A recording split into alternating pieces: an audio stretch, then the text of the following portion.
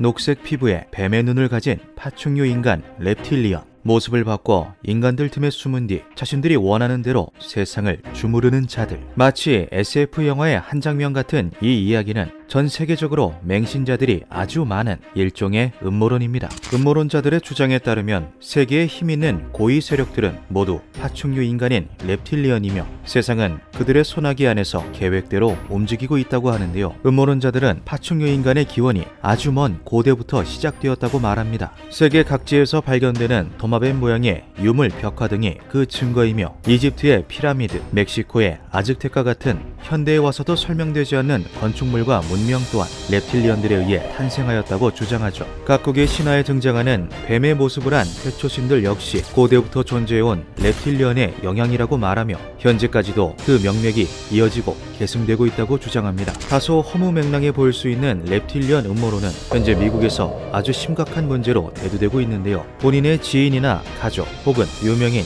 정치가들이 파충류 인간이라고 믿어 발생하는 범죄들이 끊임없이 일어나고 있기 때문이죠. 불과 몇 달 전인 지난 8월 미국 캘리포니아에서 서핑 강사로 일하던 매튜 테일러 콜먼이 경찰에게 긴급 체포됩니다. 그가 잡힌 장소는 서핑과는 전혀 상관없는 미국과 멕시코의 국경지대였는데요. 그는 어째서 자신의 모든 걸 버린 채 국경을 넘으려 했던 걸까요? 이후에 밝혀진 매튜 콜먼의 범죄 행위는 미국을 넘어 전 세계를 경악하게 했습니다. 매튜 콜먼은 평소 독실한 크리스천이었습니다. 아름다운 아내를 만나 결혼을 하고 아들, 딸을 낳아 행복하게 살고 있었죠. 하지만 무슨 이유에서인지 그의 믿음과 신념은 점점 좋지 못한 방향으로 흘러가기 시작했는데요. 그는 SNS에서 스스로를 다윗이라고 칭하며 자신이 세계의 질서를 올바르게 잡을 존재라고 말했습니다. 그리고 그의 잘못된 신념이 향한 곳은 다름 아닌 자신의 가족이었죠. 결국 막 걸음마를 떼었던 그의 아이들은 다시 세상의 빛을 보지 못하게 되었습니다. 더 충격적인 것이 그의 범행 사유인데요.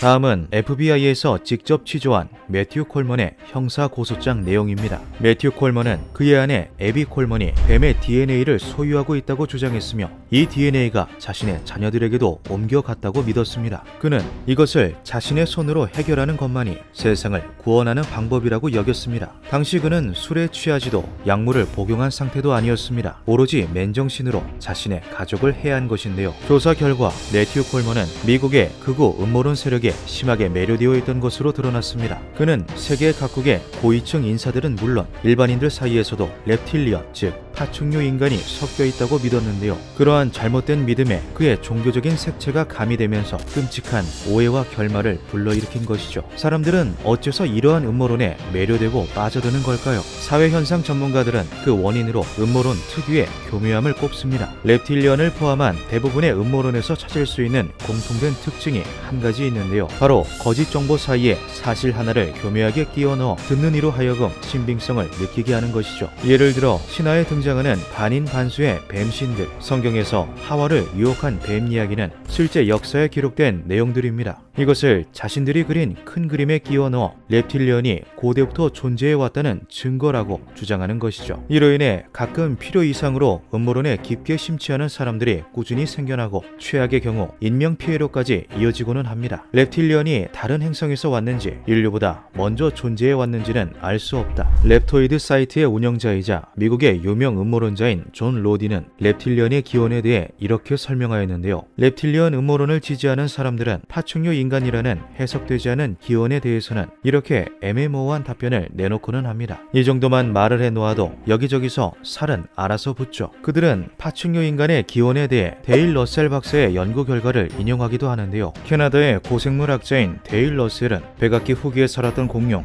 트로오돈이 만약 대멸종에서 살아남았다면 인간과 유사하게 진화했을 것이라 주장하였습니다. 트로오돈은 지금으로부터 약 7,700만 년 전에 살았던 소형 공룡으로 체장 약 2.5m에 50kg 정도의 체중을 가지고 있었는데요. 처음 트로오돈 화석이 발굴된 이후 학계에서는 한바탕 논란이 일었습니다. 소형 공룡이었던 트로오돈의 뇌 용량이 다른 공룡들에 비해 말도 안 되게 거대했기 때문이죠. 뇌파 지수 또한 몇 배가 넘는 수치였는데요. 이로 인해 트로오돈은 학자들 사이에서 공룡계의 아인슈타인이라고 불리기도 했습니다. 눈 또한 특이했는데 보통의 공룡들이 얼굴 측면에 눈을 달고 있었던 반면 트로오드는 인간처럼 정면을 향하는 눈을 가지고 있었습니다. 손가락은 엄지를 포함해 3개였는데 관절의 움직임으로 보아 손가락의 활용도 역시 매우 높았을 것이라 예상된다고 하죠. 러셀 박사는 트로오든의 이러한 특징으로 보아 만약 멸종하지 않고 살아남았다면 인간과 유사하게 혹은 더 우수하게 진화했을 거라고 예측하였습니다. 그는 이 가상의 생물체에게 다이노소로이드라는 가명을 붙여주었는데요. 음모론자들은 러셀 박사의 연구 결과를 토대로 현대의 reptilian이 트로오든으로부터 진화한 공룡의 후예라는 주장을 하기도 했습니다. 이렇듯 reptilian 음모론은 힘을 잃기는커녕 해를 거듭할수록 나름의 세계관을 완성시키며 점점 더 거대하고 체계적으로 변해가고 있습니다. 음모론을 처음 접하는 사람을 홀려버릴 정도로 말이죠. 인터넷을 찾아보면 reptilian을 포착한 장면이라면서 유명인들의 인터뷰를 짜집기한 오래된 영상들이 굉장히 많습니다. 순간 눈동자가 세로로 변하거나 기괴하게 일그러지는 영상들이 대부분인데요. 전문가의 분석에 의하면 해당 영상들은 아주 간단한 방법만으로 조작이 가능하다고 합니다. 간혹 조작으로 판명나지 않은 영상은 눈에 낀 렌즈가 돌아가면서 생기는 훌라 현상으로 인한 것이라 밝혀졌죠. 파충류의 모습을 한 인간 reptilian. 카메라가 많이 발달한 요즘 그들은 어째서인지 모습을 드러내지 않고 있습니다.